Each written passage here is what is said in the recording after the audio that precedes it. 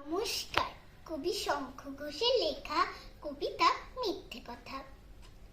লোকে আমায় ভালোই বলে, দিব্যি চলসই, দোষের মধ্যে একটু নাকি মিথ্যে কথা কই। ঘাটশিলাতে যাবার পথে ট্রেন ছুটেছে যখন, মায়ের কাছে বাবার কাছে করছি বকম বকম। হঠাৎ দেখি মাঠের মধ্যে চলন্ত সব গাছে এক এক রকম ভঙ্গে ফোটে, এক এক রকম নাচে। ও মা দেখো নৃত্যনাট্য, যেই বলেছি আমি মা বকে দেয়, বড্ড বেড়েছে তোমার ফাজলামি। চিড়িয়াখানার নাম জানো তো? আমার সেজ মেশর আদর করে দেখিয়েছিলেন পশুরাজের কেশর।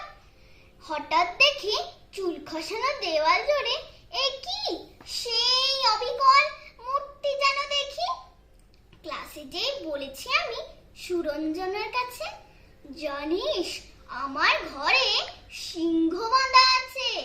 শুনেই দিদিমণি বলেন, শোনো এইসব কথা না শুনি আর কখনো। বলি না তাই সেসব কথা, সামলে থাকি খুব, কিন্তু সেদিন হয়েছে কি এমনই বেয়াকুব। আকাশ পারে আবারও চোখ গিয়েছে আটকে, শরৎ মেঘে দেখতে পেলাম রবীন্দ্রনাথকে।